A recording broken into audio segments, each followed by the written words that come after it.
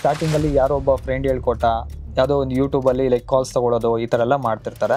ನಾನೇ ಯಾಕೆ ಮಾಡಬಾರ್ದು ಅನ್ನೋದು ಬರುತ್ತೆ ಸ್ವಲ್ಪ ಜನಕ್ಕೆ. ಅವ್ರು ಅಷ್ಟು ಮಾಡಿದರೆ ನಾನು ಯಾಕೆ ಮಾಡೋಕ್ಕಾಗಲ್ಲ ಅನ್ನೋದಿದೆಯಲ್ಲ, ಅದು ಮೂರ್ಖತನವೂ ಹೌದು ಮತ್ತು ಅದು ದುರಾಸೆನೂ ಹೌದು ಮತ್ತು ಅದು ನೀವು ಕಳ್ಕೊಳ್ಳೋಕ್ಕೆ ಇರುವಂಥ ಏಕೈಕ ಮಾರ್ಗ ಅಂತಲೂ ಕೂಡ ಹೋಗ್ಬೋದು. ಯಾವಾಗ ತುಂಬ ಹೈ ಓವರ್ ವ್ಯಾಲ್ಯೂಡ್ ಆಯಿತು ಆವಾಗ ಯಾರ್ಯಾರು ಬುಕ್ ಮಾಡ್ಕೋಬೇಕಿತ್ತು ಪ್ರಾಫಿಟ್ನ, ನನಗೆ ಇಷ್ಟು ಸಾಕು ಅಂತ ಮಾರ್ಕೆಟ್ ಹೇಳುತ್ತೆ, ಇಷ್ಟು ಪ್ರಾಫಿಟ್ ಕೊಡ್ತೀನಿ ಅಂತ.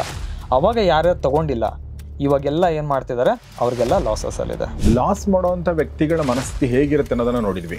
ಈಗ ಲಾಭ ಮಾಡ್ಕೊಳ್ಳೋಕೆ ಒಂದು ಮನಸ್ಥಿತಿ ಇರಬೇಕಲ್ವಾ. ಇವತ್ತೇ ನಾನು ದುಡ್ಡು ಮಾಡ್ಕೊತೀನಿ, ಡಬಲ್ ಮಾಡ್ಕೊತೀನಿ, ತ್ರಿಬಲ್ ಮಾಡ್ತೀನಿ, ನೆಕ್ಸ್ಟು ನಾನು ಅಂಬಾನಿ ಆಗ್ತೀನಿ, ಆ ಥರ ಕನಸುಗಳು ಕಟ್ಕೊಂಡು ಬರೋದು ಬೇಡ ಅಂತ ಇಷ್ಟಪಡ್ತೀನಿ. ನಾನು 1000 ರೂಪಾಯಿ ದುಡ್ಡು ಹಾಕಿ 10 ರೂಪಾಯಿ ಮಾಡೋದು ಕಲಿತೆ ಅಂತಂದರೆ, ಲಕ್ಷ ರೂಪಾಯಿ ದುಡ್ಡು ಹಾಕಿ ನಾನು 1000 ರೂಪಾಯಿ ಮಾಡ್ಬೋದು. ಮಾರ್ಕೆಟ್ ಯಾವಾಗ ಮೊಮೆಂಟಮ್ ಆಗುತ್ತೆ ಅಂದರೆ ಟೆಕ್ನಿಕಲ್ ಅನಾಲಿಸಿಸಲ್ಲಿ ನಾವು ತಿಳ್ಕೊಬೋದು ಎಷ್ಟು ಪ್ರಾಫಿಟ್ ಕೊಡುತ್ತೆ, ಎಷ್ಟು ಲಾಸ್ ಆಗುತ್ತೆ, ಯಾವ ಟೈಮಲ್ಲಿ ಮೊಮೆಂಟಮ್ ಆಗುತ್ತೆ, ಈ ನಾಲೆಜ್ ತೊಗೊಂಡು ಮಾಡಬೇಕು. ಬಟ್ ಸಕ್ಸಸ್ಫುಲ್ ಟ್ರೇಡರ್ ಅಂತ ಹೊಡೀರಿ ಸಿಗೋದಿಲ್ಲ.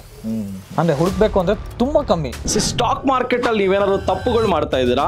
ಜನರಲಿ ಎಲ್ಲರೂ ಮಾಡೋ ತಪ್ಪು ಬಂದು lack of risk management, over trading, ಒಂದು ಪ್ರೂವನ್ ಸ್ಟ್ರಾಟಜಿ ನಿಮ್ಮ ಹತ್ರ ಇಲ್ಲ, ಜೊತೆಗೆ ಓವರ್ ಹೈಪ್ ಆಗಿರೋ ಸ್ಟಾಕ್ಸ್ ಗಳಲ್ಲಿ ಇನ್ವೆಸ್ಟ್ ಮಾಡ್ತೀರಾ, ಜೊತೆಗೆ ಯಾರೋ ಟಿಪ್ಸ್ ಕೊಟ್ರು ಇನ್ನೇನೋ ಕೊಟ್ರು ಅಂತ ಅದನ್ನ ನಂಬ್ಕೊಂಡು ಇನ್ವೆಸ್ಟ್ ಮಾಡ್ತೀರಾ. ಇದನ್ನೆಲ್ಲ ಓವರ್ಕಮ್ ಮಾಡ್ಬೇಕಂದ್ರೆ ನಮ್ಮ ಹತ್ರ mainly the mind set tune up ಆಗಬೇಕು, ಜೊತೆಗೆ ಎನಫ್ ನಾಲೆಜ್ ಬರಬೇಕು. ಈ ನಾಲೆಜ್ ಪಡ್ಕೊಳ್ಳೋದಕ್ಕೆ ನಾನು ನಿಮ್ಮನ್ನ 3 ಗಂಟೆಗಳ ಆಫ್ಲೈನ್ ವರ್ಕ್ಶಾಪ್ಗೆ ಇನ್ವೈಟ್ ಮಾಡ್ತಾ ಇದ್ದೀನಿ. ಆಲ್ರೆಡಿ ಕರ್ನಾಟಕದಲ್ಲಿ 25,000ಕ್ಕಿಂತ ಹೆಚ್ಚಿಗೆ ಜನ ಈ ವರ್ಕ್ಶಾಪ್ ನ ಅಟೆಂಡ್ ಮಾಡಿ ಸದುಪಯೋಗ ಪಡ್ಕೊಂಡಿದ್ದಾರೆ. ಸೊ ಇನ್ನ ಯಾಕೆ ತಡ? ಇದೊಂದು ನಾರ್ಮಲ್ ವರ್ಕ್ಶಾಪ್ ಅಲ್ಲ, ಇದು ನಿಮ್ಮ ಜೀವನ ಬದಲಾಯಿಸುವ ವರ್ಕ್ಶಾಪ್. ಬನ್ನಿ, TD ಅಕಾಡೆಮಿ ಜಾಯಿನ್ ಆಗಿ ಸಬ್ಸ್ಕ್ರೈಬ್ ಬಟನ್ ಒತ್ತಿ ನಮ್ಮ ಫ್ರೀ ವರ್ಕ್ಶಾಪ್ಗೆ ಅಟೆಂಡ್ ಮಾಡಿ ನಿಮ್ಮ ಜೀವನವನ್ನು ಬದಲಾಯಿಸಿಕೊಳ್ಳಿ.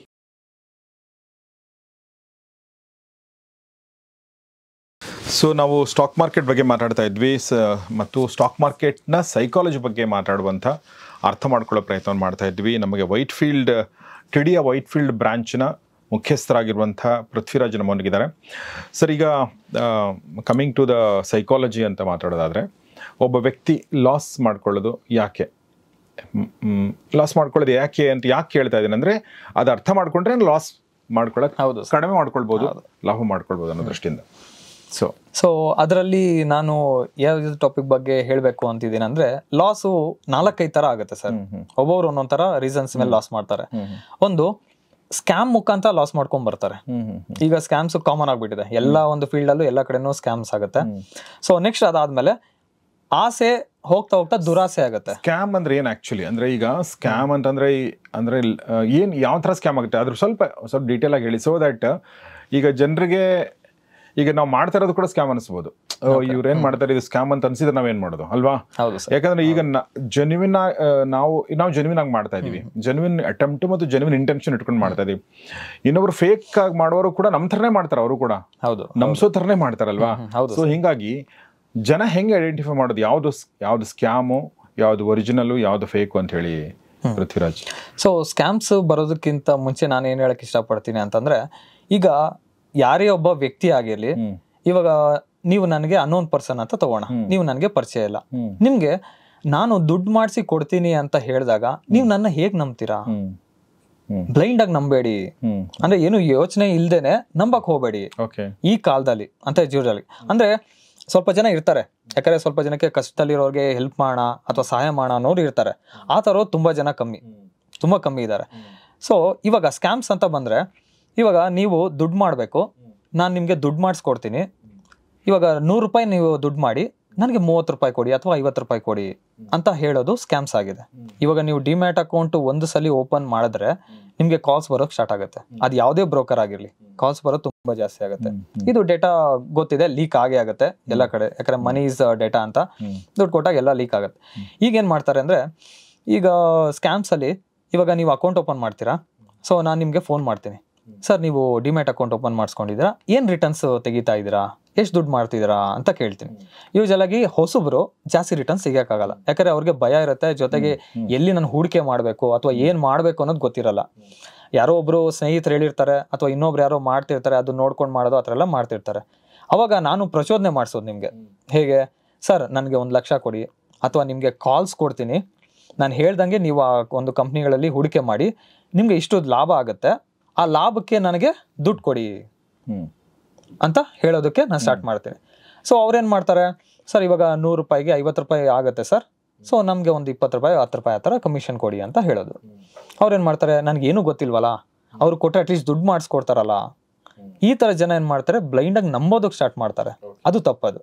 ಈಗ ಯಾರೇ ಆಗ್ಲಿ ಯಾರೋ ಒಬ್ರು ಹೇಳ್ತಾರೆ ಅಂತಂದ್ರೆ ಫೈನಾನ್ಷಿಯಲ್ ಅಡ್ವೈಸು ಸೊ ಯಾರೇ ಆಗ್ಲಿ ಮಾಡೋ ಹಾಗಿಲ್ಲ. ಇದು ರೂಲ್ಸ್ ಗೌರ್ಮೆಂಟ್ ಕಡೆಯಿಂದ ಬಂದಿದೆ. ಸೊ ಸೆಬಿ ಅಂತ ಹೇಳ್ತೀವಿ, security and exchange board of India. Government ತುಂಬಾ ಸ್ಟ್ರಿಕ್ಟ್ ಆಗಿ ರೂಲ್ಸ್ ನ ಫಾಲೋ ಮಾಡ್ತಾ ಇದೆ. ಯಾರೇ ಆಗ್ಲಿ ರಿಜಿಸ್ಟ್ರೇಷನ್ ಆಗಿರ್ಬೇಕು. ಇವಾಗ ನಾವು ಹೇಗೆ ಒಂದು ಬಿಸ್ನೆಸ್ ನ ಮಾಡಬೇಕು ಅಂದ್ರೆ ರಿಜಿಸ್ಟ್ರೇಷನ್ ಇಂಪಾರ್ಟೆಂಟು, ಅದೇ ತರನೇ ನಾನು ಒಂದು ಕಾಲ್ಸ್ ಕೊಡಬೇಕು, ಫೈನಾನ್ಷಿಯಲ್ ಇನ್ಫ್ಲೂಯೆನ್ಸರ್ ಆಗಬೇಕು ಅಂದ್ರೆ ರಿಜಿಸ್ಟ್ರೇಷನ್ ಆಗಿರ್ಬೇಕು. ಓಕೆ, ಅಂದ್ರೆ ಅವ್ರು ಹೆಂಗೆ, ಈಗ ನನಗೆ ಹೆಂಗ್ ಗೊತ್ತಾಗೋದು ನಿಮ್ ರಿಜಿಸ್ಟ್ರೇಷನ್ ಆಗಿದೆಯಲ್ಲ ಅಂತ ಹೇಳಿ? ಅದು ಸೆಬಿ ರಿಜಿಸ್ಟರ್ಡ್ ಅಂತ ಬರುತ್ತೆ. ಅವರು ಒಂದು ನಂಬರ್ ಡಿಸ್ಪ್ಲೇ ಮಾಡ್ತಾರೆ, ಅದರಿಂದ ನಾವು ತಿಳ್ಕೊಬಹುದು. ಯೂಶುವಲ್ ಆಗಿ ನಾನು ಏನ್ ಹೇಳಕ್ ಇಷ್ಟಪಡ್ತೇನೆ ಅಂದ್ರೆ, ಸೆಬಿ ರಿಜಿಸ್ಟರ್ಡ್ ಆಗಬೇಕು ಅಂತ ಅಂದ್ರೆ ಅದು ಪ್ರೋಸೆಸ್ ತುಂಬಾ ಜಾಸ್ತಿ ಇದೆ. ನೀವು ಫೈನಾನ್ಷಿಯಲ್ ಫೀಲ್ಡ್ ಅಲ್ಲಿ ತುಂಬಾ ಎಕ್ಸ್ಪೀರಿಯನ್ಸ್ ಇರಬೇಕು, ಇದೆಲ್ಲ ತುಂಬಾ ಅಡ್ವಾಂಟೇಜಸ್ ಇದೆ, ಎಲ್ಲ ನೋಡ್ಕೋಬಹುದು. ಬಟ್ ಮೇನ್ ಏನಂತಂದ್ರೆ ಕಮ್ಮಿ ದುಡ್ಡಿರೋರ್ಗೆ ಅವರು ಮಾಡೋದಿಲ್ಲ. ಈಗ ಸೆಬಿ ರಿಜಿಸ್ಟ್ರೇಷನ್ ಆಗಬೇಕು ಅಂದ್ರೆ ತುಂಬಾ ಪ್ರೋಸೆಸ್ ಇಂದ ಅವರು ಸ್ಟೆಪ್ ಬೈ ಸ್ಟೆಪ್ ಎಲ್ಲ ಮುಗಿಸ್ಕೊಂಡೆಲ್ಲ ಬಂದಿರ್ತಾರೆ. ಯೂಶುವಲ್ ಆಗಿ ಅವ್ರು ಏನ್ ಮಾಡ್ತಾರೆ, PMS ಅಂತ ಪೋರ್ಟ್ಫೋಲಿಯೋ ಮ್ಯಾನೇಜ್ಮೆಂಟ್ ಸಿಸ್ಟಮ್ ಅಂತ ಹೇಳ್ತೀವಿ, ಅದನ್ನ ಮ್ಯಾನೇಜ್ ಮಾಡ್ತಾರೆ. ಅಂದ್ರೆ 500 ಕೋಟಿ 1000 ಕೋಟಿ ಈ ತರ ಮ್ಯಾನೇಜ್ ಮಾಡ್ತಾರೆ. ಅವರೆಲ್ಲ 1 ಲಕ್ಷಕ್ಕೆ 5,000 ನಾನು ಮಾಡ್ಕೊಡ್ತೀನಿ, 2 ಲಕ್ಷಕ್ಕೆ 20,000 ಮಾಡ್ಕೊಡ್ತೀನಿ, ಈ ತರ ಎಲ್ಲ ಕಮ್ಮಿ ದುಡ್ಡಿಗೆ ಯಾರು ಬರೋದಿಲ್ಲ. ಸೊ ಅವರ ಲೆವೆಲ್ ಆಫ್ ಇನ್ಕಮ್ ರಿಟರ್ನ್ಸ್ ಮಾಡ್ಕೊಡೋದು ಬೇರೆ ಲೆವೆಲ್ ಎಲ್ಲ ಇರುತ್ತೆ. ಬಟ್ ಸೆಬಿ ರಿಜಿಸ್ಟರ್ಡ್ ಇಲ್ಲದೆ ಇದ್ರೂ ಕೂಡ ಒಬ್ಬರು ಕೆಲವೊಂದು ಜನ ಜೆನ್ಯುವಿನ್ ಆಗಿ ಸ್ಟಾಕ್ ಮಾರ್ಕೆಟ್ ಅಲ್ಲಿ ಇರ್ತಾರ, ಸಜೆಷನ್ ಮಾಡ್ತಾರ? ಇದಾರೆ ಸರ್, ಇದಾರೆ. ಬಟ್ ಹೇಗೆ ಹೇಳೋದು ಅಂತಂದ್ರೆ, ಈಗ ಒಂದು 100 ಜನದಲ್ಲಿ ಯಾರೋ ಒಬ್ರು ಅಥವಾ ಇಬ್ರು ಆತರ ಇರ್ಬೋದು. Okay, so this a first thing, ಸ್ಕ್ಯಾಮ್ಗಳಿಂದ ದೂರ ಇರಿ, ಸ್ಕ್ಯಾಮ್ಗೆ ನೀವು ಬಲಿಪಶು ಆಗಬೇಡಿ. ಹೌದು ಸರ್. ಈಗ ನಾನು ಇನ್ಸ್ಟಾಗ್ರಾಮಲ್ಲಿ ನೋಡ್ತೀನಿ, ಯಾವುದೋ ಈ ನಂಬರ್ಗೆ ಮೆಸೇಜ್ ಮಾಡಿ, ಅಥವಾ ನನಗೆ ಕೆಲವೊಂದ್ಸಲ ಬರುತ್ತೆ, ನೀವು ಹೇಳಿದ ಕಾಲ್ ಬಂದಿದೆ, ಮೆಸೇಜ್ ಬಂದಿದೆ, ಈ ಗ್ರೂಪಲ್ಲಿ ನೀವು ಜಾಯ್ನ್ ಆಗಿ ಅಂತೆಲ್ಲ ಹೇಳೋದು. ಸೊ ಹಿಂಗಾಗಿ ನಾನು ಈಗ ಫಾರ್ ಎಕ್ಸಾಂಪಲ್ ಈಗ ಪೃಥ್ವಿರಾಜ್ ಅವ್ರನ್ನ ನಾನು ಯಾಕೆ ನಂಬ್ತೀನಿ ಅಂತಂದ್ರೆ, ಕರೆಕ್ಟ್ ತಾನೆ? ಪೃಥ್ವಿರಾಜ್ ಅವ್ರು ನಾನು ಯಾಕೆ ನಂಬಬೇಕು ಅಂತಂದ್ರೆ, ಅವ್ರು ಎಸ್ಟಾಬ್ಲಿಷ್ ಮಾಡ್ಕೊಂಡಿದ್ದಾರೆ. ಅವ್ರು ಇಲ್ಲೇ ಅವ್ರ ಆಫೀಸ್ ಇದೆ, JP ನಗರದಲ್ಲಿ ಆಫೀಸ್ ಇದೆ ಅವ್ರದ್ದು, ಇಲ್ಲ ಆಫೀಸ್ ಇದೆ, ರಾಜನಗರ ಆಫೀಸಲ್ಲಿದೆ ಅವ್ರದ್ದು, ಯಲಹಂಕದಲ್ಲಿ ಆಫೀಸ್ ಇದೆ. ಅದ್ರ ಜೊತೆಗೆ ಸುಮಾರು ವರ್ಷಗಳಿಂದ ಮಾರ್ಕೆಟಲ್ಲಿ ಇದ್ದಾರೆ.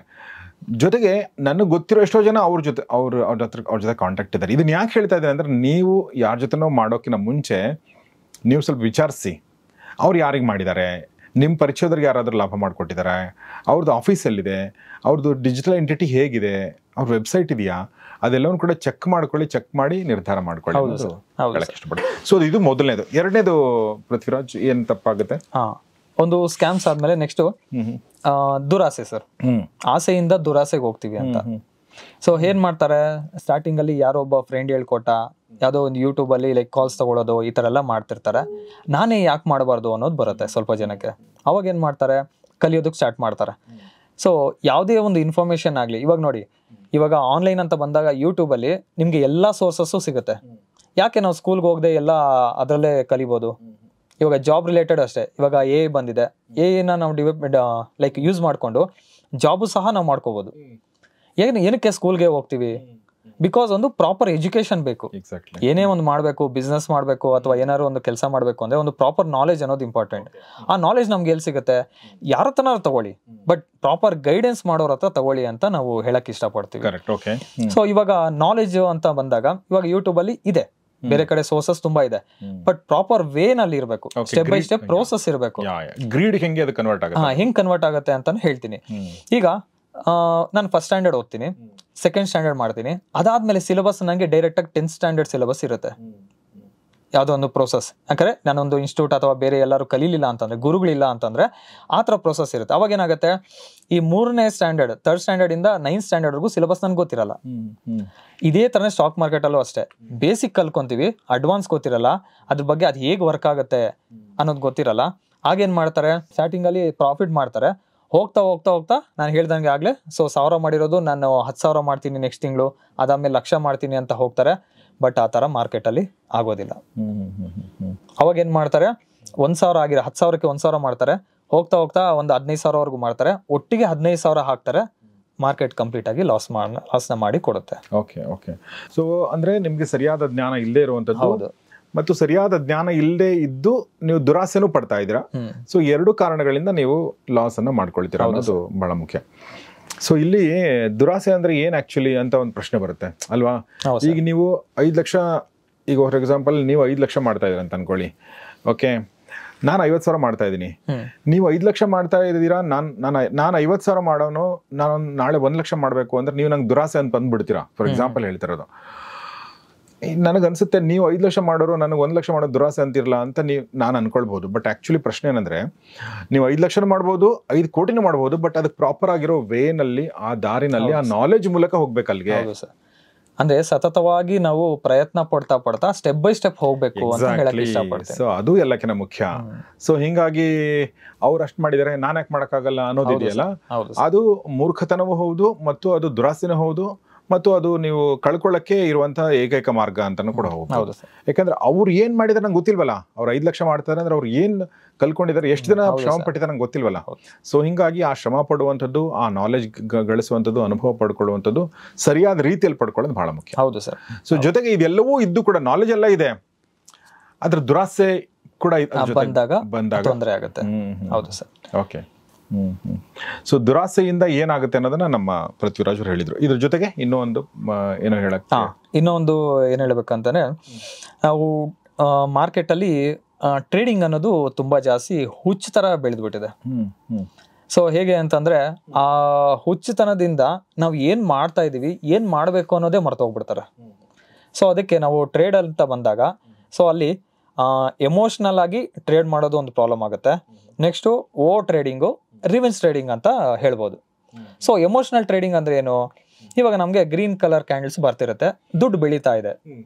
ನೆಕ್ಸ್ಟ್ ಏನಾಗುತ್ತೆ, ಆ ದುಡ್ಡು ಇವಾಗ ನಾನು 100 ರೂಪಾಯಿ ಮಾರ್ಕೆಟ್ ಅಲ್ಲಿ ಹಾಕ್ತೀನಿ, 110 ರೂಪಾಯಿ ಆಯ್ತು, ನನ್ಗೆ 10 ರೂಪಾಯಿ ಪ್ರಾಫಿಟ್ ಆಯ್ತು, ಖುಷಿ ಆದೆ. ಅದು ಆಸೆ, ಅಂದ್ರೆ ಒಂದು ಪ್ರಾಪರ್ ವೇನಲ್ಲಿ 10% ರಿಟರ್ನ್ ತರ. ಅದು ಎಷ್ಟು ದಿನಾರು ಆಗಿರ್ಬೋದು, ಒಂದು ವಾರದಲ್ಲಿ ಕೊಡ್ಬೋದು ಅಥವಾ ಒಂದು ತಿಂಗಳಲ್ಲಿ ಕೊಡ್ಬೋದು. ನೆಕ್ಸ್ಟ್ ನಾನೇನ್ ಮಾಡ್ತೀನಿ, ಆ 110 ಹೋದ್ಮೇಲೆ 105 ಬರುತ್ತೆ. ಮಾರ್ಕೆಟ್ ಏನಾಗುತ್ತೆ, ಯಾವತ್ತು ಮಾರ್ಕೆಟ್ ಅಲ್ಲಿ ಯಾವುದೇ ಒಂದು ಸತತವಾದ ಒಂದು ಬಿಸ್ನೆಸ್ ಆಗ್ಲಿ ಕಂಟಿನ್ಯೂಸ್ ಆಗಿ ಗ್ರೋತ್ ಅನ್ನೋದಿರಲ್ಲ. ಒಂದ್ ಸ್ವಲ್ಪ ಬ್ಯಾಕ್ಸ್ ಬಂದೇ ಬರುತ್ತೆ. ಅಂದ್ರೆ ಒಂದ್ ಸ್ವಲ್ಪ ಲಾಸ್ ಆಗ್ಬೋದು ಅಥವಾ ಒಂದು ಸೇಲ್ಸ್ ಡೌನ್ ಆಗ್ಬೋದು, ಆ ತರ. ಅದೇ ತರ ಮಾರ್ಕೆಟ್ ಅಲ್ಲೂ ಸಹ ಒಂದು ಪುಲ್ ಬ್ಯಾಕ್ ಅಂತ ಹೇಳ್ತೀವಿ, ಒಂದು ರಿವರ್ಸಲ್. ಆ ಬಂದಾಗ 105 ಬಂತು ಅಥವಾ 108 ಬಂದಿದ ತಕ್ಷಣ ನಮ್ಗೆ ಏನಾಗುತ್ತೆ, 110ಗೆ ನಾನು ತೆಗೆದ್ಬಿಟ್ಟಿದ್ರೆ ನನ್ನ ಹತ್ರ 10 ರೂಪಾಯಿ ಇರ್ತಾ ಇತ್ತು, ಈಗ 5 ರೂಪಾಯಿ ಕಳ್ಕೊಂಡೆ ಅಥವಾ 2 ರೂಪಾಯಿ ಕಳ್ಕೊಂಡಲ್ವಾ ಅನ್ನೋದು ಏನಾಗುತ್ತೆ, ಎಮೋಷನಲ್ ಅಂತ ಹೇಳ್ತೀವಿ. ಅವಾಗ ಏನ್ ಮಾಡ್ತೀವಿ, ಆ ತರ 2-3 ಸಲ ಎಮೋಷನಲ್ ಆದಾಗ 3ನೇ ಸಲ 110ಗೆ ಹೋಗಿದ ತಕ್ಷಣ ನಾವೇನ್ ಮಾಡ್ತೀವಿ, ನಮ್ಮ ಒಂದು ದುಡ್ಡನ್ನ ತಗೊಂಡ್ಬಿಡ್ತೀವಿ. ನೆಕ್ಸ್ಟ್ ಏನಾಗುತ್ತೆ, ಆ 110 ಇರೋದು 150ವರೆಗೂ ಹೋಗಿರುತ್ತೆ, ಸ್ವಲ್ಪ ದಿನಗಳ ಮಟ್ಟಿಗೆನೆ. ಆ ತರ 2-3 ಸಲ ಆದಾಗ 3ನೇ ಸಲಿಗೆ 110ಗೆ ನಾವು ತೆಗಿತೀವ, ದುಡ್ಡನ್ನ ತೆಗಿಯೋದಿಲ್ಲ. ಏನ್ ಮಾಡ್ತೀವಿ, 150 ಬೇಕು ಅಂತ ಕೂತ್ಕೊಂತೀವಿ. ಮಾರ್ಕೆಟ್ ಅವಾಗ ಏನ್ ಮಾಡುತ್ತೆ, ಆತರ ಕೊಡೋದಿಲ್ಲ.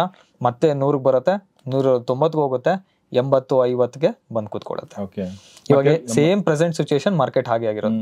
ಯಾವಾಗ ತುಂಬಾ ಹೈ ಓವರ್ ವ್ಯಾಲ್ಯೂಡ್ ಆಯ್ತು, ಅವಾಗ ಯಾರ್ಯಾರು ಬುಕ್ ಮಾಡ್ಕೋಬೇಕಿತ್ತು ಪ್ರಾಫಿಟ್ ನ, ನನ್ಗೆ ಇಷ್ಟು ಸಾಕು ಅಂತ ಮಾರ್ಕೆಟ್ ಹೇಳುತ್ತೆ, ಇಷ್ಟು ಪ್ರಾಫಿಟ್ ಕೊಡ್ತೀನಿ ಅಂತ.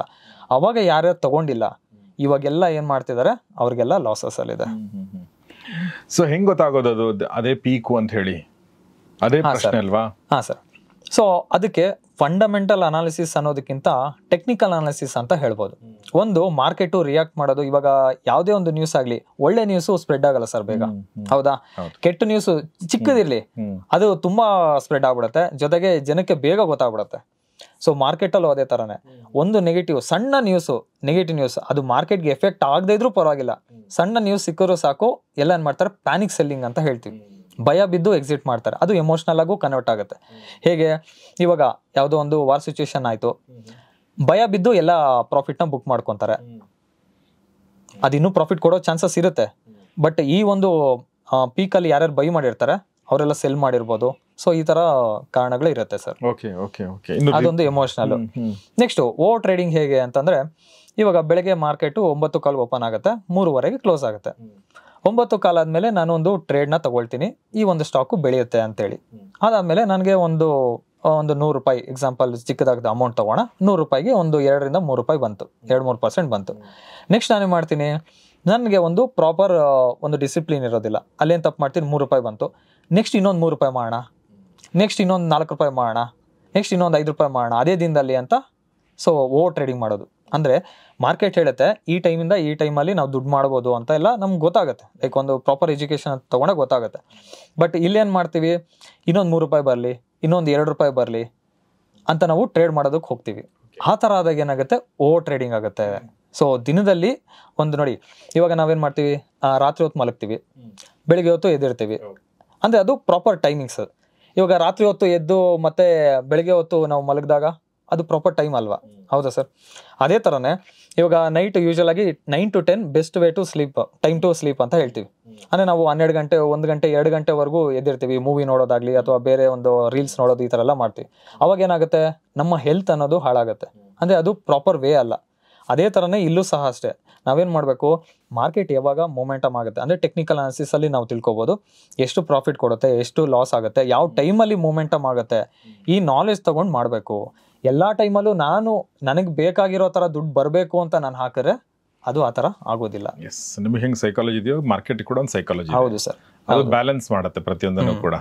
ಸೊ ತುಂಬ ಜಾಸ್ತಿ ಓವರ್ ಪ್ರೈಸ್ ಆಗಿರೋದನ್ನ ಕರೆಕ್ಟಾಗಿ ಅದು ಅಡ್ಜಸ್ಟ್ ಮಾಡುತ್ತೆ, ತುಂಬ ಕಡಿಮೆ ಆಗಿರೋದನ್ನ ಅದು ಮತ್ತೆ ಕರೆಕ್ಟ್ ಪ್ರೈಸ್ ತಂದು ನಿಲ್ಲಿಸುತ್ತೆ. ಸೊ ಇನ್ನು ರಿವೆಂಜ್ ಟ್ರೇಡಿಂಗ್ ಬಗ್ಗೆ ಹೇಳಿ. ರಿವೆಂಜ್ ಟ್ರೇಡಿಂಗ್ ಹೇಗೆ ಅಂದರೆ, ಇವಾಗ ನಾನೇನು ಮಾಡ್ತೀನಿ, ಆವಾಗಲೇ ನಾನು ಹೇಳಿದ್ದು ಪ್ರಾಫಿಟ್ ಮೇಲೆ ಪ್ರಾಫಿಟ್ ಮಾಡ್ತಾ ಇರ್ತೀನಿ, ಆವಾಗ ಮತ್ತೆ ಲಾಸ್ ಮಾಡ್ಕೊತೀನಿ ಅಂತ. ಇಲ್ಲೇನಾಗುತ್ತೆ, ಬೆಳಿಗ್ಗೆನೆ ನಾನು ಒಂದು ಟ್ರೇಡ್ನ ಹಾಕ್ತೀನಿ, ಫಸ್ಟೇ ಲಾಸ್ ಆಗುತ್ತೆ. ಆ ಲಾಸ್ನ ರಿಕವರ್ ಮಾಡೋದಕ್ಕೆ ಮತ್ತೆ ಇನ್ನೊಂದು ಟ್ರೇಡ್ ಹಾಕ್ತೀನಿ, ಮತ್ತೆ ಆಮೇಲೆ ಅದು ಪ್ರಾಫಿಟ್ ಆಯ್ತಾ, ನೆಕ್ಸ್ಟ್ ನನಗೇನು ಆಸೆ ಬರುತ್ತೆ, ಅಯ್ಯೋ ನಾನು ಇವತ್ತೇನು ಪ್ರಾಫಿಟ್ ಮಾಡಿಲ್ಲ, ನೆನ್ನೆ ಮಾಡಿದ್ದೀನಿ, ಇವತ್ತು ಬೆಳಿಗ್ಗೆ ಲಾಸ್ ಆಯಿತು, ಮತ್ತೆ ಟ್ರೇಡ್ ಮಾಡಿ ಆ ಪ್ರಾಫಿಟ್ನ ಲಾಸ್ನ ರಿಕವರ್ ಮಾಡಿದೆ, ಇವಾಗ ಮತ್ತೆ ಇನ್ನೊಂದು ಟ್ರೇಡ್ ಪ್ರಾಫಿಟ್ ಮಾಡೋಣ ಅಂತ ಹೋಗ್ತೀನಿ. ಆಗೇನಾಗುತ್ತೆ, ಮಾರ್ಕೆಟು ಮತ್ತೆ ಲಾಸಲ್ಲಿ ಹೋಗುತ್ತೆ. ಈ ಥರ ಲಾಸ್ ಮಾಡ್ಕೊತಾರೆ. ಆ ಲಾಸ್ನ ರಿಕವರ್ ಮಾಡೋದಕ್ಕೆ ಇನ್ನೂ ಸ್ವಲ್ಪ ದುಡ್ಡು ಹಾಕ್ತೀವಿ, ಇನ್ನೂ ಸ್ವಲ್ಪ ದುಡ್ಡು ಹಾಕಿ ಮತ್ತೆ ಅಲ್ಲಿ ಲಾಸ್ ಆಗುತ್ತೆ. ಮತ್ತೆ ಲಾಸ್ನ ರಿಕವರ್ ಮಾಡಬೇಕು ಅಂತ ಮತ್ತೆ ದುಡ್ಡನ್ನ ತಂದು ನಾವು ಮಾರ್ಕೆಟಲ್ಲಿ ಹಾಕಿದಾಗ ಅದು ಲಾಸಸ್ ಕೊಡ್ತಾ ಹೋಗುತ್ತೆ. ಅದು ಆಕ್ಚುಲಿ ಇನ್ವೆಸ್ಟ್ಮೆಂಟ್ ಟ್ರೇಡಿಂಗ್ ಅನ್ನಲ್ಲ, ಅದಕ್ಕೆ ಆಕ್ಚುಲಿ ಜೂಜು ಅಂತಾರೆ. ಹೌದು ಸರ್, ಗ್ಯಾಂಬ್ಲಿಂಗ್ ಅಂತ. ಗ್ಯಾಂಬ್ಲಿಂಗ್ ಅದು. ಸೊ ಗ್ಯಾಂಬ್ಲರ್ ಮನಸ್ಸು ಇರುತ್ತಲ್ಲ, ಸೊ ಇದು ಒಂದ್ಸಲ ಆಡ್ಬಿಡ್ತೀನಿ, ಈ ಒಂದ್ರಲ್ಲಿ ಗೆದ್ದು ಬಿಡ್ತೀನಿ, ಎಷ್ಟೆಲ್ಲ ಹೋಗಿದ್ ಬಂದ್ಬಿಡುತ್ತೆ, ಈ ಥರದ್ದು ಇದೆಯಲ್ಲ. ಇವಾಗ IPL ಮತ್ತೆ ರಮ್ಮಿ ಸರ್ಕಲ್ ಈ ತರ ಎಲ್ಲ ತುಂಬಾ ಇದೆ. ಅಲ್ಲೇನ್ ಮಾಡ್ತಾರೆ, ನಾನು ಒಂದೇ ದಿನದಲ್ಲಿ ಕೋಟ್ಯಾಧಿಪತಿ ಆಗ್ಬೇಕು, ಇವಾಗ ಲಾಟ್ರಿ ಆಗಿರ್ಬೋದು, ಅದು ಯಾರಿಗೂ ಹೊಡಿಯುತ್ತೆ, ಯಾರಿಗೋ ಅಪರೂಪಕ್ಕೆ, ಯಾರಿಗೋ ಒಬ್ಬರಿಗೆ. ಬಟ್ ಅಲ್ಲಿ ದುಡ್ಡು ಸರ್ಕ್ಯುಲೇಟ್ ಆಗೋದು ಮತ್ತೆ ಕಳ್ಕೊಳ್ಳೋದು ತುಂಬಾ ಜನ ಕಳ್ಕೊಂತಾರೆ. ಸೊ ಇದು ನಾವು ಹೇಗೆ ಲಾಸ್ ಮಾಡ್ಕೋತಾರೆ ಇನ್ವೆಸ್ಟರ್ಗಳು ಅಥವಾ ಟ್ರೇಡರ್ಗಳು ಅನ್ನೋದ್ರ ಬಗ್ಗೆ ಮಾತಾಡಿದ್ವಿ. ಸೊ ಹಾಗಾದರೆ ಮೇಜರ್ ವ್ಯತ್ಯಾಸಗಳು ಏನು ಪೃಥ್ವಿರಾಜ್ ಅವರೇ, ಒಬ್ಬ ಇನ್ವೆಸ್ಟರ್ ಮತ್ತು ಒಬ್ಬ ಟ್ರೇಡರ್ ಮಧ್ಯೆ ವ್ಯತ್ಯಾಸಗಳೇನಿರುತ್ತೆ, ಮನಸ್ಥಿತಿನಲ್ಲಿ ಏನು ವ್ಯತ್ಯಾಸ ಇರುತ್ತೆ? ಹಾಂ ಸರ್. ಸೊ ಈಗ ಫಸ್ಟ್ ಇನ್ವೆಸ್ಟಿಂಗ್ ಬರೋಣ. ಇನ್ವೆಸ್ಟಿಂಗಲ್ಲಿ ಹೇಳಬೇಕು ಅಂತಂದರೆ ಲಾಸೇ ಇಲ್ಲ ಸರ್. ಹೂಡಿಕೆ, ಒಂದು ಕಂಪ್ನಿ ಮೇಲೆ ನಾನು ಹೂಡಿಕೆ ಮಾಡ್ತೀನಿ ಅಂತಂದರೆ ಅಲ್ಲಿ ಲಾಸೇ ಇಲ್ಲ. ಈಗ ನಾವು ಇಂಟರ್ನೆಟ್ಟಲ್ಲಿ ಅಥವಾ ಯಾವುದೋ ಒಂದು ಜಾಲತಾಣ ಅಂತ ನಾವು ಹುಡುಕಿದಾಗ ಸಕ್ಸಸ್ಫುಲ್ ಇನ್ವೆಸ್ಟರ್ಸ್ ಅಂತ ನಾವು ಟೈಪ್ ಮಾಡಿದ್ರೆ ರಾಕೇಶ್ ಜುಂಜುನವಾಲಾ ಅವ್ರು ಬರ್ತಾರೆ, ಮತ್ತೆ ಡಿಮಾರ್ಟ್ ಓನರ್ ಅವ್ರು ಬರ್ತಾರೆ, ಈ ತರ ವಾರನ್ ಬಫೆಟು. ಸೊ ಈ ತರ ಪ್ರಪಂಚದಲ್ಲಿ ತುಂಬಾ ಜನ ಇದ್ದಾರೆ. ಬಟ್ ಸಕ್ಸಸ್ಫುಲ್ ಟ್ರೇಡರ್ ಅಂತ ಹೊಡಿರಿ ಸಿಗೋದಿಲ್ಲ. ಅಂದ್ರೆ ಹುಡುಕ್ಬೇಕು ಅಂದ್ರೆ ತುಂಬಾ ಕಮ್ಮಿ. ಇವಾಗ ಅದಕ್ಕೆ ಎಕ್ಸಾಂಪಲ್ ನಾನು ಕೊಡೋದಾದ್ರೆ, ಒಬ್ಬ ಟೀಚರು ಒಂದು ಕ್ಲಾಸಲ್ಲಿ ಎಲ್ಲರಿಗೂ ಒಂದೇ ಥರನೇ ಪಾಠ ಮಾಡ್ತಾರೆ, ಹೌದಾ? ಬಟ್ ರ್ಯಾಂಕ್ ತೆಗೆಯೋದು ಯಾರು? ಒಬ್ಬರೇ. ಆ ಥರ. ಸೊ ಟ್ರೇಡಿಂಗ್ ಅಷ್ಟೇ, ನಮಗದು ಸೂಟ್ ಆಗುತ್ತಾ ಅಥವಾ ಇನ್ವೆಸ್ಟ್ಮೆಂಟ್ ಸೂಟ್ ಆಗುತ್ತಾ ಅನ್ನೋದು ನಾವು ತಿಳ್ಕೊಬೇಕು. ಇನ್ವೆಸ್ಟ್ಮೆಂಟಲ್ಲಿ ಹೇಗೆ ಅಂತಂದರೆ, ಒಂದು ಸಲ ಒಂದು ಕಂಪ್ನಿ ಮೇಲೆ ನಾನು ಒಂದು ಇನ್ವೆಸ್ಟ್ಮೆಂಟ್ ಅಂತ ಮಾಡಿದೆ ಅಂತಂದರೆ, ಆ ಕಂಪನಿಯ ಒಂದು ಸೇಲ್ಸು ಯಾವಾಗಲೂ ಅಪ್ಪಲ್ಲೇ ಆಗ್ತಿರುತ್ತೆ ಅಥವಾ ಯಾವಾಗಲೂ ದುಡ್ಡು ಮಾಡ್ತಾನೆ ಇರುತ್ತೆ ಅಂತ ಹಿಂಗೆ ಹೇಳ್ತೀರಾ? ಆಗೋದಿಲ್ಲ. ಸೊ ಇವಾಗ ಮೋನೋಪೊಲಿ ಸ್ಟಾಕ್ಸ್ ಅಂತ ಹೇಳ್ಬೋದು. ಸೊ ಹೇಗೆಂದರೆ, ಈಗ ಫೆವಿಕಾಲ್ ಕಂಪನಿಗೆ ಕಾಂಪಿಟೇಟರ್ ಇಲ್ಲ. ಆಮೇಲೆ ಇವಾಗ ಏಷ್ಯನ್ ಪೇಂಟ್ಸು ಎಲ್ಲರಿಗೂ ಗೊತ್ತು. ಏಷ್ಯನ್ ಪೇಂಟ್ಸ್ ಅಂದರೆ ಒಂದು 10 years back, 10 to 15 years back ಅಂತ ಹೋದರೆ ಅವ್ರಿಗೆ ಕಾಂಪಿಟೇಟರ್ಸೇ ತುಂಬ ಕಮ್ಮಿ ಇದ್ರೂ ಏಷ್ಯನ್ ಪೇಂಟ್ಸ್ ಅಂತ ಹೆಸರು ಕೇಳಿದ್ರೆ ಎಲ್ಲರೂ ಓಕೆ ಪೇಂಟ್ ಇಂಡಸ್ಟ್ರೀಸ್ ಅಂತ ಇದು ಮಾಡ್ತಿದ್ರು. ಇವಾಗ ಏನಾಗ್ತಿದೆ, ಬರ್ತಾ ಬರ್ತಾ ಕಾಂಪಿಟೇಟರ್ಸ್ ಬರ್ತಾರೆ. ಕಾಂಪಿಟೇಟರ್ಸ್ ಬಂದಾಗ ಆ ಕಂಪ್ನಿ ಏಷ್ಯನ್ ಪೇಂಟ್ಸ್ ಅವಾಗಿಂದ ಇದೆ, ಎಷ್ಟೋ ಆಲ್ಮೋಸ್ಟ್ ತುಂಬ ವರ್ಷದಿಂದ ಇದೆ. ಹಾಗಂತ ಅವರು ಕಂಪ್ನಿನ ಕ್ಲೋಸ್ ಮಾಡೋಕ್ಕಾಗತ್ತಾ? ಆಗೋದಿಲ್ಲ. ಅಂದರೆ ಅಲ್ಲಿ ಏನಾಗುತ್ತೆ, ಅವರ ಒಂದು ಸೇಲ್ಸ್ ಅಥವಾ ಒಂದು ಏನು ಪ್ರಾಡಕ್ಟ್ಸ್ ನಾವು ಸೇಲ್ ಮಾಡ್ತಿರ್ತಾರೆ ಅವಾಗ ಅದು ಡೌನ್ ಆಗುತ್ತೆ. ಕಾಂಪಿಟೇಟರ್ ಬಂದಾಗ, ಅಂದರೆ ಅವರ ಎದುರಾಳಿ ಹತ್ರ ಬಂದಾಗ ಏನಾಗುತ್ತೆ, ಸೇಲ್ಸು ಡೌನ್ ಆಗುತ್ತೆ. ಆ ಟೈಮಲ್ಲಿ ಶೇರ್ಗಳ ಮೌಲ್ಯ ಕೂಡ ಕಮ್ಮಿ ಆಗುತ್ತೆ ಅಂತ ಹೇಳ್ಬೋದು. ಆ ಟೈಮಲ್ಲಿ ನಾವೇನು ಮಾಡಬೇಕು, ಮತ್ತೆ ಕಮ್ಮಿ ಒಂದು ಬೆಲೆಗೆ ಸಿಕ್ಕಾಗ ಒಳ್ಳೆ ಟೈಮ್ ಅಂತ ಹೇಳ್ಬೋದು ಇನ್ವೆಸ್ಟ್ಮೆಂಟ್ಗೆ. ಇನ್ನೊಂದೇನೆಂದರೆ, ಇನ್ವೆಸ್ಟರ್ಸ್ಗೆ ಒಂದು ಪರ್ಟಿಕ್ಯುಲರ್ ಟೈಮಿಂಗ್ಸ್ ಇರೋದಿಲ್ಲ. ನಾನು ಈ ದಿನ ಹಾಕಿ ಒಂದು ವಾರದಲ್ಲಿ ತೆಗಿಬೇಕು, ರಿಸ್ಟ್ರಿಕ್ಷನ್ಸ್ ಇಲ್ಲ, ಎಕ್ಸ್ಪೈರೀಸ್. ಇವಾಗ ಟ್ಯಾಬ್ಲೆಟ್ಗೆ ಎಕ್ಸ್ಪೈರೀಸ್ ಇರುತ್ತೆ, ಅದೇ ತರ ಇನ್ವೆಸ್ಟ್ಮೆಂಟ್ಗೆ ನಮ್ಗೇನಾಗುತ್ತೆ, ಎಕ್ಸ್ಪೈರೀಸ್ ಅನ್ನೋದು ಇರೋದಿಲ್ಲ ಅಥವಾ ಟೈಮ್ ಡ್ಯೂರೇಷನ್ ಅನ್ನೋದು ಇರೋದಿಲ್ಲ. ನಾನು ಇವತ್ತು ಒಂದು ಸ್ಟಾಕ್ನ ಬೈ ಮಾಡಿದೆ ಅಂದರೆ ಎಷ್ಟು ವರ್ಷ ಬೇಕಾದರೂ ನನ್ನ ಒಂದು ಅಕೌಂಟಲ್ಲಿ ನಾನು ಹಾಗೆ ಇಟ್ಕೋಬೋದು. ಸೊ ಅದರಿಂದ ದಯವಿಟ್ಟು ಇನ್ವೆಸ್ಟ್ಮೆಂಟ್ ಯಾರ್ಯಾರು ಮಾಡ್ತಾರೆ ಅವರು ಮಾರ್ಕೆಟ್ ಯಾವಾಗ ಫಾಲ್ ಆಗುತ್ತೆ, ದಯವಿಟ್ಟು ನಿಮ್ಮ ಇನ್ವೆಸ್ಟ್ಮೆಂಟ್ನ ಮಾರ್ಕೆಟಿಂದ ತೆಗಿಯಕ್ಕೆ ಹೋಗಬೇಡಿ ಅಂತ ಹೇಳ್ತೀವಿ. ಎಸ್. ಸೊ ಆಮೇಲೆ ಆ್ಯಕ್ಚುಲಿ ಇನ್ನೊಂದು ಹೇಳಬೇಕು ಅಂದರೆ ಮುಂದುವರೆದು ಯಾವ್ಯಾವ ಡೌನ್ ಆಗಿರುತ್ತೆ ಅವಾಗ ಯಾವ ಖರೀದಿ ಮಾಡಬೇಕು ಅಂತ. ಹೌದು ಸರ್, ಹೌದು. ಬಟ್ ಸದ್ಯಕ್ಕೆ ಖರೀದಿ ಮಾಡಿ ಅಂತ ಹೇಳಕ್ ಆಗ್ಲಿಕ್ಕಿಲ್ಲ. ಹೌದು ಸರ್. ಯಾಕಂದ್ರೆ ತುಂಬಾ ಇನ್ನೊಂದೇನಂದ್ರೆ ನಾವು ಯಾವುದೇ ವಿಡಿಯೋಸ್ ಆಗ್ಲಿ ಯಾವ ತರ ಆಗ್ಲಿ ಇನ್ಫ್ಲೂಯೆನ್ಸರ್ಸ್, ಫೈನಾನ್ಷಿಯಲ್ ಇನ್ಫ್ಲೂಯೆನ್ಸರ್ಸ್ ಆಗಿ ನಾವು ಯಾವುದೇ ತರ ಕಾಲ್ಸ್ ಅಥವಾ ಯಾವುದು ನಾವು ಕೊಡೋದು ಇಲ್ಲ ಸರ್, ಆ ಥರ ಹೇಳ್ಬಾರ್ದು. ಸೊ ಇದು ನಾವು ಒಂದು ಪರ್ಸ್ಪೆಕ್ಟಿವ್ ಇಂದ ನೋಡಿದ್ವಿ, ಅಂದ್ರೆ ಲಾಸ್ ಮಾಡುವಂತ ವ್ಯಕ್ತಿಗಳ ಮನಸ್ಥಿತಿ ಹೇಗಿರುತ್ತೆ ಅನ್ನೋದನ್ನ ನೋಡಿದ್ವಿ. ಈಗ ಲಾಭ ಮಾಡ್ಕೊಳ್ಳೋಕೆ ಒಂದು ಮನಸ್ಥಿತಿ ಇರ್ಬೇಕಲ್ವಾ? ಹೌದು. ಈಗ ಲಾಸ್ ಮಾಡ್ಕೊಳ್ಳೋಂಥ ಮನಸ್ಥಿತಿ ಹೊರಗಡೆ ಬಂದ್ರೆ ನ್ಯೂಟ್ರಲ್ ಆಗ್ತೀರಾ ನೀವು, ಓಕೆ ನೀವು ಲಾಸ್ ಮಾಡ್ಕೊಳ್ಳಲ್ಲ. ಆದ್ರೆ ಲಾಭ ಮಾಡ್ಬೇಕು ಅಂದ್ರೆ ಇನ್ನೊಂದೇನೋ ಬೇರೆ ಬೇರೆ ಬೇಕಾಗುತ್ತೆ ಅನ್ಸುತ್ತೆ. ಸೊ ಅದ್ರ ಬಗ್ಗೆ ಏನ್ ಹೇಳಕ್ ಇಷ್ಟಪಡ್ತೀರಿ ಪೃಥ್ವಿರಾಜ್? ಸೊ ಇವಾಗ ಒಂದು ಸ್ಟಾಕ್ ಮಾರ್ಕೆಟ್ ಅಂತ ಬಂದಾಗ ಮಾರ್ಕೆಟಲ್ಲಿ ಎರಡೇ ಇರೋದು ಸರ್, ಒಂದು ಪ್ರಾಫಿಟ್ಟು, ಇನ್ನೊಂದು ಲಾಸ್ ಅಷ್ಟೇ. ಸೊ ಎಲ್ಲರೂ ಏನು ಮಾಡ್ತಾರೆ, ಪ್ರಾಫಿಟ್ ಮೇಲೆ ಕಾನ್ಸಂಟ್ರೇಟ್ ಮಾಡ್ತಾರೆ. ನಾನು 100 ರೂಪಾಯಿ ಹಾಕಬೇಕು, 1000 ಬರಬೇಕು, 100 ರೂಪಾಯಿ ಹಾಕ್ತೀನಿ 200 ರೂಪಾಯಿ ಬರಬೇಕು ಅಂತ. ಬಟ್ ಆ 100 ರೂಪಾಯಿ ಝೀರೋ ಆಗುತ್ತೆ ಅನ್ನೋದು ನಾವು ಫಸ್ಟ್ ತಿಳ್ಕೊಬೇಕು. ಝೀರೋ ಆಗೋ ಸಾಧ್ಯತೆಗಳು ಇರುತ್ತೆ ಅಂತ. ಇದು ಟ್ರೇಡಿಂಗ್ ಅಲ್ಲಿ, ಇನ್ವೆಸ್ಟ್ಮೆಂಟ್ ಅಲ್ಲ. ಇನ್ವೆಸ್ಟ್ಮೆಂಟ್ ಅಲ್ಲಿ ನಮಗೆ ಲಾಸಸ್ ಆಗೋದು ನೋಷನಲ್ ಲಾಸ್ ಅಂತ ಹೇಳ್ತೀವಿ. ಬಟ್ ಟ್ರೇಡಿಂಗ್ ಅಲ್ಲಿ ಇದು ಒಂದು ಸಾಧ್ಯತೆಗಳು ತುಂಬಾ ಜಾಸ್ತಿ, ರಿಯಲ್ ಲಾಸ್ ಅನ್ನೋದು ತುಂಬಾ ಜಾಸ್ತಿ ಆಗುತ್ತೆ. ಸೊ ಈಗ ಆ ಲಾಸ್ ಮೇಲೆ ನಾವು ಕಾನ್ಸಂಟ್ರೇಟ್ ಮಾಡಿದ್ರೆ ನೆಕ್ಸ್ಟ್ ಇರೋದು ನಮ್ಗೇನು, ಪ್ರಾಫಿಟ್. ಆ ಸ್ಕ್ರೀನ್ ಶಾಟ್ಸ್ ಅಲ್ಲಿ ನೋಡ್ತಾರೆ, ಯೂಟ್ಯೂಬ್ ಅಲ್ಲಿ ನೋಡ್ತಾರೆ, ಕಾಲ್ಸ್ ತಗೊಳ್ಳೋದು, ಇದೆಲ್ಲ ಅಲ್ಲೆಲ್ಲ ಜೆನ್ಯೂನ್ ಟ್ರೇಡರ್ಸು ಇರ್ತಾರೆ, ಒಪ್ಕೊಳ್ತೀನಿ ನಾನು, ಯಾಕಂದ್ರೆ ನಾನು ತುಂಬಾ ಜನ ಫಾಲೋ ಮಾಡ್ತೀನಿ. ಬಟ್ ಅವರು ಆ ಪರಿಶ್ರಮ ಪಡಬೇಕು, ಅಷ್ಟು ದುಡ್ಡು ಮಾಡಿ ಸ್ಕ್ರೀನ್ ಶಾಟ್ ಹಾಕ್ತಿದ್ದಾರೆ ಅಂತಂದ್ರೆ ಅವರ ಬ್ಯಾಕ್ ಗ್ರೌಂಡ್ ಅಲ್ಲಿ ಅಂದ್ರೆ ಎಷ್ಟು ವರ್ಷ ಪರಿಶ್ರಮ ಪಟ್ಟಿದ್ದಾರೆ, ಎಷ್ಟು ಅದ್ರ ಮೇಲೆ ವರ್ಕ್ ಮಾಡಿದ್ದಾರೆ ಅನ್ನೋದು ನಾವು ಸಹ ತಿಳ್ಕೊಬೇಕು. ನಾನು ಇವತ್ತು ಬಂದಿದ್ದೀನಿ, ಇವತ್ತೇ ನಾನು ದುಡ್ಡು ಮಾಡ್ಕೊತೀನಿ, ಡಬಲ್ ಮಾಡ್ಕೊತೀನಿ, ತ್ರಿಬಲ್ ಮಾಡ್ತೀನಿ, ನೆಕ್ಸ್ಟ್ ನಾನು ಅಂಬಾನಿ ಆಗ್ತೀನಿ, ಆ ಥರ ಕನಸುಗಳು ಕಟ್ಕೊಂಡು ಬರೋದು ಬೇಡ ಅಂತ ಹೇಳೋದಕ್ಕೆ ಇಷ್ಟಪಡ್ತೀನಿ. ಅದಾದ್ಮೇಲೆ ಇವಾಗ ನಾನು ಕನ್ಸಿಸ್ಟೆಂಟಾಗಿ ಆ ಥರ ಮಾಡಬೇಕು, ದುಡ್ಡು ಮಾಡ್ಕೋಬೇಕು ಅಂದರೆ ಏನು ಮಾಡಬೇಕು ಅಂತಂದರೆ ಪ್ರಾಕ್ಟೀಸ್ ಅನ್ನೋದು ತುಂಬ ಇಂಪಾರ್ಟೆಂಟ್. ಯಾವುದೇ ಕೆಲಸ ಆಗಲಿ, ಯಾವುದೇ ಬಿಸ್ನೆಸ್ ಆಗಲಿ, ಪ್ರಾಕ್ಟೀಸ್ ಅನ್ನೋದು ಇಂಪಾರ್ಟೆಂಟು. ಅದ್ರ ಜೊತೆಗೆ ಡಿಸಿಪ್ಲಿನು ಅನ್ನೋದು ತುಂಬ ಇಂಪಾರ್ಟೆಂಟ್ ಆಗುತ್ತೆ ಸರ್. ನಾ ಹೇಳಕ್ಕೆ ಏನು ಇಷ್ಟಪಡ್ತೀನಿ ಅಂದರೆ ಪ್ರಾಕ್ಟೀಸ್ ವಿತ್ ಡಿಸಿಪ್ಲಿನ್, ಅದು ಎರಡೂ ಸೇರಿ ನಮಗೆ ಎಕ್ಸ್ಪೀರಿಯನ್ಸ್ ಅನ್ನೋದು ಕೊಡುತ್ತೆ. ಈಗ ನಾನು ಬಿಸ್ನೆಸ್ನ ಮಾಡ್ತಿದ್ದೀನಿ, ಯಾವುದೋ ಒಂದು ಬಿಸ್ನೆಸ್ ಸ್ಟಾರ್ಟ್ ಮಾಡಿದೆ ಅಂತ ತಿಳ್ಕೊಳ್ಳಿ. ಆ ಬಿಸ್ನೆಸ್ಸಲ್ಲಿ ನಾನು ಸಕ್ಸಸ್ಫುಲ್ ಆಗಬೇಕು ಅಂತಂದರೆ ಸುಮ್ಮನೆ ಬಂಡವಾಳ ತೊಗೊಂಬಂದು ಒಂದು ಬಿಸ್ನೆಸ್ನ ಸ್ಟಾರ್ಟ್ ಮಾಡಿದ್ರೆ ಆಗೋದಿಲ್ಲ ಅಲ್ವಾ? ಕಸ್ಟಮರ್ಸ್ನ ನಾನೇನು ಮಾಡಬೇಕು, ಅರ್ಥ ಮಾಡ್ಕೋಬೇಕು, ಏನು ರಿಕ್ವೈರ್ಮೆಂಟ್ ಇದೆ, ಆ ಏರಿಯಾದಲ್ಲಿ ಏನೇನು ರಿಕ್ವೈರ್ಮೆಂಟ್ಸ್ ಇದೆ, ಜನ ಯಾವ ಥರ ಕೇಳ್ತಾರೆ, ಅಲ್ಲಿ ಬಾರ್ಗೇನ್ ಮಾಡೋರು ಇದ್ದಾರಾ, ಅಥವಾ ಅವ್ರಿಗೆ ಪ್ರಾಡಕ್ಟ್ಸು ಲೋಕಲ್ ಐಟಮ್ಸು ಸೆಲ್ ಮಾಡಿದ್ರೆ ಆಗುತ್ತಾ, ಸೊ ಜಾಸ್ತಿ product high quality branded cell ಮಾಡಿದ್ರೆ ಆಗುತ್ತಾ ಅಂತ ಈ ಥರ ಬಿಸ್ನೆಸ್ ವೈಸ್ ಎಲ್ಲ ನಾವು ತಿಳ್ಕೊತೀವಿ. ಬಟ್ ಸ್ಟಾಕ್ ಮಾರ್ಕೆಟ್ಗೆ ಬಂದಾಗ ಯಾಕೆ ಆ ಥರ ಯೋಚನೆ ಮಾಡಲ್ಲ? ಎಕ್ಸಾಕ್ಟ್ಲಿ. ತಿಳ್ಕೊಳ್ಳಿ, ಲಾಸ್ ಬಗ್ಗೆ ತಿಳ್ಕೊಳ್ಳಿ. ಲಾಸ್ ಏನಕ್ಕಾಗತ್ತೆ, ಎಷ್ಟು ನಮಗೆ ಇವಾಗ ನಾನು ಒಂದು ಟ್ರೇಡ್ ಮಾಡ್ತೀನಿ, 1000 ರೂಪಾಯಿ ಹಾಕ್ತೀನಿ ಅಂದರೆ ನನ್ನ ಲಾಸ್ ಎಷ್ಟಿರಬೇಕು? ಸೊ ಆ ಒಂದು ನೀವು ಲಾಸ್ಟ್ ಎಷ್ಟು ತೊಗೋಬೇಕು? ಇವಾಗ 1000 ರೂಪಾಯಿ ದುಡ್ಡು ಹಾಕಿದೆ, ನನಗೆ ಅದು 10 ರೂಪಾಯಿ ಲಾಸ್ ಆದರೆ ಸಾಕಾ, 100 ರೂಪಾಯಿ ಸಾಕಾ, ಎಷ್ಟು ಲಾಸ್ ತೊಗೊಳಕ್ಕೆ ನಾನು ರೆಡಿ ಇದ್ದೀನಿ, ಫಸ್ಟ್ ಅದು ತಿಳ್ಕೊಳ್ಳಿ. ಸೊ ಅದಾದಮೇಲೆ ಕನ್ಸಿಸ್ಟೆನ್ಸಿ ಇಂಪಾರ್ಟೆಂಟ್ ಅಂತ ಹೇಳ್ತೀವಿ. ಈ ಎಕ್ಸ್ಪೀರಿಯನ್ಸ್ ಅಂತ ಬಂದರೆ ಏನು ಎಕ್ಸ್ಪೀರಿಯನ್ಸ್ ಅಂತ ಬಂದರೆ ಈಗ ಫಸ್ಟು ನಾನು 1000 ರೂಪಾಯಿ ದುಡ್ಡು ಹಾಕಿ 10 ರೂಪಾಯಿ ಮಾಡೋದು ಕಲಿತೆ ಅಂತಂದರೆ 1,00,000 ರೂಪಾಯಿ ದುಡ್ಡು ಹಾಕಿ ನಾನು 1000 ರೂಪಾಯಿ ಮಾಡ್ಬೋದು. ಓಕೆನಾ ಸರ್? ಅದೇ ಥರನೇ ನಾನು 1000 ರೂಪಾಯಿ ಹಾಕಿ 10 ರೂಪಾಯಿ ದುಡ್ಡು ಮಾಡೋಕ್ಕಾಗಲಿಲ್ಲ ಅಂದರೆ ನಾನು 1 ಲಕ್ಷ ಅಲ್ಲ 1 ಕೋಟಿ ತೊಗೊಂಬಂದು ಟ್ರೇಡ್ ಮಾಡಿದ್ರು ನಾನು ದುಡ್ಡು ಮಾಡೋಕ್ಕಾಗಲ್ಲ. ತುಂಬ ಚೆನ್ನಾಗಿ ಹೇಳಿದ್ರಿ. ಓಕೆ. ಸೊ ನಿಮ್ಮ ಪರ್ಸೆಂಟೇಜ್ ಏನಿದೆ, ಲಾಭದಿರ್ಬೋದು, ನಷ್ಟದಿರ್ಬೋದು, ಅದು ನೀವು ಎಷ್ಟೇ ದುಡ್ಡು ಹಾಕಿ ಅದೇ ಪರ್ಸೆಂಟೇಜಲ್ಲಿ ಇರ್ತೀರಾ ನೀವು? ಹೌದು ಸರ್, ಹೌದು ಸರ್. ಈಗ ನಾನು 1000 ರೂಪಾಯಿಗೆ 10 ರೂಪಾಯಿ ದುಡ್ಡು ಮಾಡ್ಕೊಂಡು ಹೋಗಿದೆ ಅಂದರೆ ನೆಕ್ಸ್ಟ್ ಅದು 1000 ಇರೋದು 10 ಕೂಡ್ಕೊಂತ ಕಾಂಪೌಂಡಿಂಗ್ ಆಗ್ತಾ ಹೋಗಿ 1,00,000 ಆಗುತ್ತೆ. 1,00,000ಕ್ಕೆ ನನಗೆ 1,000 ಬರುತ್ತೆ, ಗುಡ್ ರಿಟರ್ನ್ಸ್ ಅದು. ಹೌದಾ? ಇವಾಗ ಏನು ಮಾಡ್ತಾರೆ, ತುಂಬ ದುಡ್ಡಿರೋರು ಇವಾಗ 1 ಕೋಟಿಗೆ 1% ಅಂದರೆ 1,00,000, ಅವ್ರಿಗೆ ಅದು ಎನಫ್, ಅವ್ರಿಗೆ ದೊಡ್ಡ ಮೊತ್ತ. ಬಟ್ ಅದೇ ಥರನೇ ಮೈಂಡ್ ಸೆಟ್ಟು ಇಲ್ಲಿರೋ ಒಂದು ಲೈಕ್ ಮಿಡ್ಲ್ ಕ್ಲಾಸ್ ಪರ್ಸನ್ಸ್ಗೆ ಯೂಶಲ್ ಆಗಿ ಅವರು ದುರಾಸೆ ಪಡೋದು ತಪ್ಪೇನಿಲ್ಲ, ಯಾಕಂದರೆ ನಾವು ಒಂದು ಸ್ವಲ್ಪ ಬೆಳೆಯೋಣ, ಸೊ ಫೈನಾನ್ಷಿಯಲ್ ಆಗಿ ಗ್ರೋ ಆಗೋಣ ಅಂತ ಇರುತ್ತೆ. ಬಟ್ ಅದನ್ನು ದುರಾಸೆಗೆ ತೊಗೊಂಡು ಹೋಗ್ಬೇಡಿ, ಆಸೆಯಲ್ಲಿರಲಿ. ಇವಾಗ ಒಂದು ಪ್ರೊಸೆಸ್ನ, ಒಂದು ಸೆಟಪ್ನ ನೀವೇನು ಫಾಲೋ ಮಾಡ್ತೀರಾ ಅದನ್ನು ಕಂಪ್ಲೀಟಾಗಿ ಕರೆಕ್ಟಾಗಿ ಫಾಲೋ ಮಾಡಿ. 1 ವಾರ ಫಾಲೋ ಮಾಡೋದು ಒಂದು ಸೆಟಪ್ನ, ಅದಾದಮೇಲೆ ನೆಕ್ಸ್ಟ್ ಲಾಸ್ ಆಯಿತು ಅಂತ ಆ ಸೆಟಪ್ನ ಬಿಟ್ಟು ನೆಕ್ಸ್ಟ್ ಬೇರೆ ಯಾರೋ ಹೇಳಿದ್ರು, ಇನ್ನೊಬ್ರು ಯಾರೋ ಹೇಳಿದ್ರು ಅಂತ ಚೇಂಜ್ ಮಾಡ್ತಾ ಇದ್ರೆ ಆ ಸೆಟಪ್ಸ್ ಯಾವುದೂ ವರ್ಕ್ ಆಗಲ್ಲ, ಲಾಸ್ ಮಾಡ್ಕೊತೀರಾ. ಹೇಗೆ ಅಂತಂದರೆ ಇವಾಗ ಒಂದು ಎಕ್ಸಾಂಪಲ್ ಕೊಡೋದಾದ್ರೆ ಇಲಿಗೂ ಮತ್ತೆ ಸಿಂಹಕ್ಕೂ ಡಿಫ್ರೆನ್ಸ್ ಕೊಡಕ್ ಹೇಳ್ತೀನಿ ಸರ್. ಇವಾಗ ಇಲಿ ಏನ್ ಮಾಡುತ್ತೆ, ಸಣ್ಣ ಸಣ್ಣದಾಗಿ ಹೋಗಿ ತಿಂತ ಬರುತ್ತೆ, ಒಂದ್ಸಲಿ ಟ್ರ್ಯಾಪ್ ಆಗುತ್ತೆ, ಹೌದಾ, ಸಿಕ್ಕಾಕೊಳ್ಳುತ್ತೆ. ಬಟ್ ಸಿಂಹ ಅಂತ ಬಂದ್ರೆ ಒಂದ್ಸಲಿ ಹಂಟ್ ಮಾಡುತ್ತೆ, ಒಂದ್ಸಲಿ ಬೇಟೆ ಮಾಡುತ್ತೆ, ತುಂಬಾ ದಿನಗಳವರೆಗೂ ತಿನ್ನುತ್ತೆ ಆ ಬೇಟೆನ. ಅಂದ್ರೆ ಇದು ಇನ್ವೆಸ್ಟರ್ಗೂ ಮತ್ತೆ ಟ್ರೇಡರ್ಗೂ ಇರೋ ಡಿಫ್ರೆನ್ಸ್. ಡಿಸಿಪ್ಲಿನ್ ಅಂತ ಬಂದ್ರೆ ತುಂಬಾ ಜನ ಟ್ರೇಡರ್ಸ್ ಅಂದ್ರೆ ಎಕ್ಸ್ಪೀರಿಯನ್ಸ್ ಇರೋ ಟ್ರೇಡರ್ಸ್ ಹೇಳೋ ಮಾತು, ನಿಮ್ಮ ಸೆಟಪ್ ಬಂತ ವರ್ಕ್ ಮಾಡಿ, ನಿಮ್ಮ ಸೆಟಪ್ ಬಂದಿಲ್ವಾ ಸೊ ನೀವು ಅಲ್ಲಿಂದ ಎದ್ದು ಹೋಗ್ಬಿಡಿ, ಅಟ್ಲೀಸ್ಟ್ ನಿಮ್ಗೆ ಗ್ರೀಡಿ. ಅಂದ್ರೆ ಇವಾಗ ಕ್ಯಾಂಡಲ್ಸ್ ಮಿಲ್ಲೇ ಹೇಳ್ತೀವಿ ಸರ್, ಇವಾಗ ಗ್ರೀನ್ ಕಲರ್ ಕ್ಯಾಂಡಲ್ ಬಂದಾಗ ಮೇಲೆ ಹೋಗುತ್ತೆ, ರೆಡ್ ಬಂದಾಗ ಬೀಳುತ್ತೆ ಅಂತ, ಅದು ಕ್ಯಾಂಡಲ್ ಸ್ಟಿಕ್ ಪ್ಯಾಟರ್ನ್ಸ್ ಎಲ್ಲ ಹೇಳ್ತೀವಿ. ಸೊ ಹೊಸಬ್ರಿಗೆ ಅದು ಕನ್ಫ್ಯೂಷನ್ ಆಗುತ್ತೆ ಅಂತ, ಗ್ರೀನ್ ಬಂದ್ರೆ ಮೇಲೆ ಹೋಗುತ್ತೆ ಅಂತ ಹೇಳ್ಕೋಣ. ಯಾವಾಗ ಗ್ರೀನ್ ಬರುತ್ತೆ ಅವಾಗ್ಲೇ ಮೇಲೆ ಹೋಗುತ್ತೆ ಅಂತ ಟ್ರೇಡ್ ಮಾಡೋದು.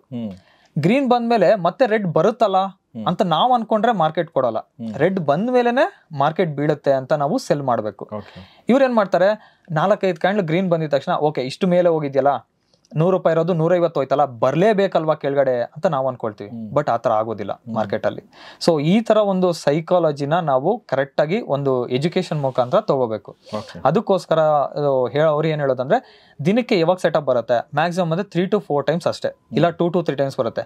ಆ ಟೈಮ್ ಮಾತ್ರ ಟ್ರೇಡ್ ಮಾಡಿ, ಬೇರೆ ಟೈಮಲ್ಲಿ ನೀವೇ ಫೋರ್ಸ್ಫುಲ್ ಆಗಿ ಟ್ರೇಡ್ನ ನಾವೇ ಮಾಡಕ್ ಹೋಗ್ಬಾರ್ದು ಅಂತ ಹೇಳ್ತಾರೆ. Yes, that's very interesting. So trade ಮಾಡೋದ್ರ ಬಗ್ಗೆ ಸಾಕಷ್ಟು ವಿಚಾರಗಳನ್ನ ಮಾತಾಡಿದ್ರು. ಅದು ರಿವೆಂಜ್ ಟ್ರೇಡಿಂಗ್ ಇರ್ಬೋದು, ಎಮೋಷನಲ್ ಟ್ರೇಡಿಂಗ್ ಇರ್ಬೋದು, ಓವರ್ ಟ್ರೇಡಿಂಗ್ ಇರ್ಬೋದು. ಒಟ್ಟಾರೆಯಾಗಿ ಇಲ್ಲಿ ಎಕ್ಸ್ಪೀರಿಯನ್ಸ್ ಬರಬೇಕು ಅಂದರೆ ಡಿಸಿಪ್ಲಿನ್ ಇರಬೇಕು ಅನ್ನೋದು ಮುಖ್ಯ, ಪ್ರಾಕ್ಟೀಸ್ ಮುಖ್ಯ. ಸೊ ಸಾಕಷ್ಟು ವಿಚಾರಗಳನ್ನ ಪೃಥ್ವಿರಾಜ್ ಅವರು ಹೇಳಿದ್ದಾರೆ. ಇನ್ನು ನೇರವಾಗಿ ನೀವು ಕಲ್ಕೊಳ್ಬೇಕು ಅನ್ನೋದ್ರಿದ್ರೆ ಅದು ವೈಟ್ ಫೀಲ್ಡ್ ಕಡೆ ಹೋಗೋರಿದ್ರೆ ಇವರ ಬ್ರಾಂಚಿಗೆ ಹೋಗ್ಬೋದು. ಎಲ್ಲಿ ಬರುತ್ತೆ ವೈಟ್ ಫೀಲ್ಡಲ್ಲಿ? MVJ college opposite building sir.